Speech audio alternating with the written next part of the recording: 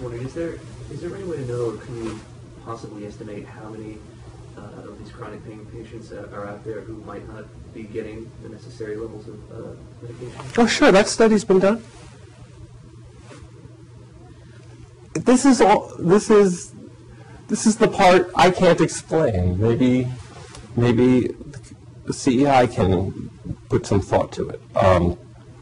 Roadblocks to relief.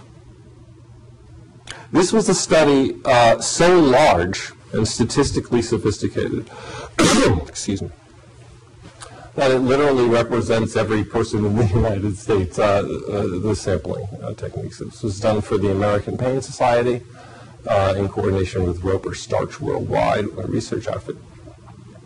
And those findings are stark and horrifying. And I really urge everybody to look them up. Roadblocks to relief. Put it into any search engine, and you'll find the study. And what it shows is that not only shows a lot of things, but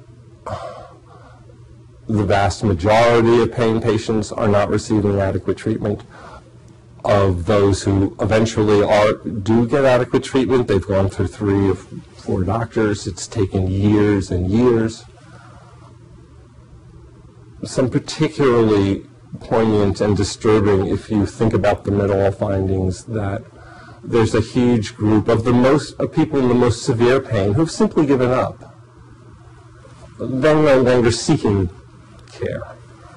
They've been rejected so often.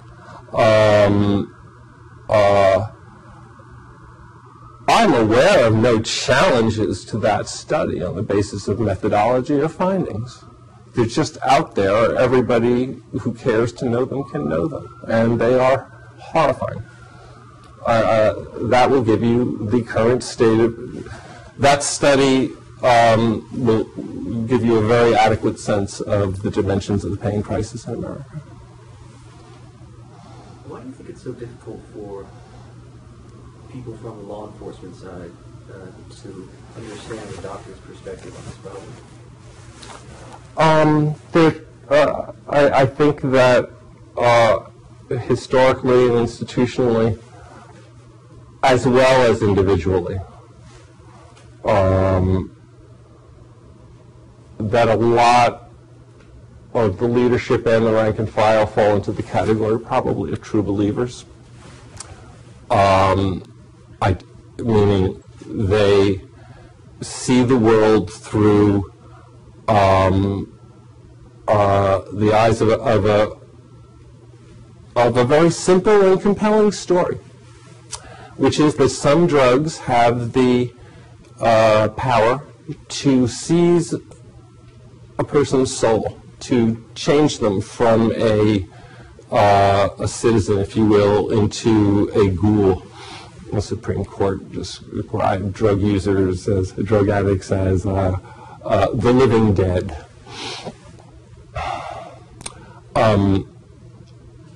And their mission is to stamp out, careful, use of these substances because they have this incredibly horrible power to rob people of their very souls. So what's a pain patient in that scenario? In that belief system, these drugs work very simply. If you take them every day, you become addicted to them. And addicted has all sorts of nightmarish implications, that you'll do anything, rob 7-Eleven, steal from your grandmother, and so on. A person who takes drugs every day is a drug addict. Everybody knows this. Well, it's nonsense, but that's what they believe. We don't think of diabetics who take insulin every day as being drug addicts. We don't, and pain patients who take pain medicine every day certainly don't act like they don't rob 7-Eleven. They act like normal functioning people. Well, ditto successful methadone patients. Stop exhibiting criminal behavior and other behaviors associated with quote-unquote addiction. I was trying to make a point earlier that from the doctor's perspective, it's impossible. And you know, I told you that my expertise is in addiction. I've spent a lot of time talking to anesthesiologists and pain specialists over the last 10 years as part of my advocacy. And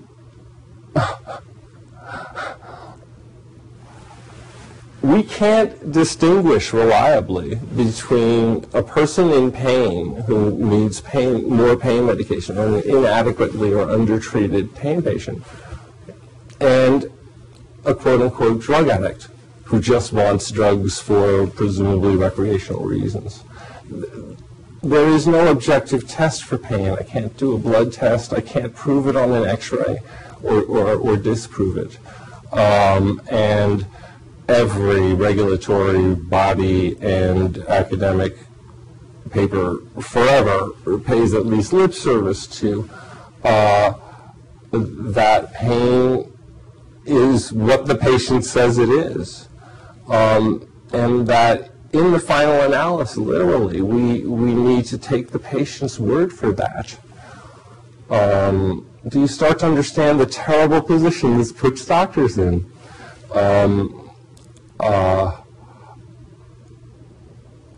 Because I've been taught, and I'm being given regulations, and I'm watching my colleagues being prosecuted for ultimately failing to know that you weren't really a legitimate pain patient, that you were just going to go sell your drugs. I should have known that. And in the trial, they'll say, well, the patient exhibited this behavior and that behavior and the other behavior, and aren't these red flags for drug abuse?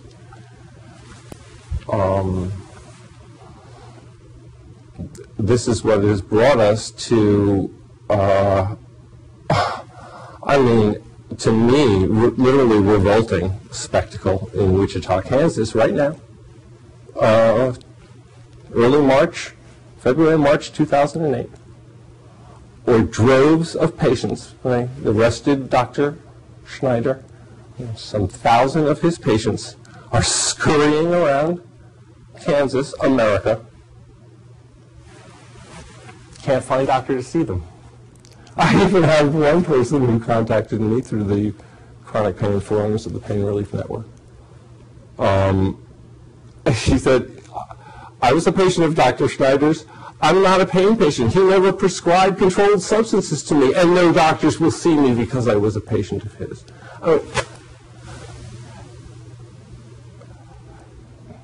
That's sort of astoundingly, staggeringly irrational medical thinking.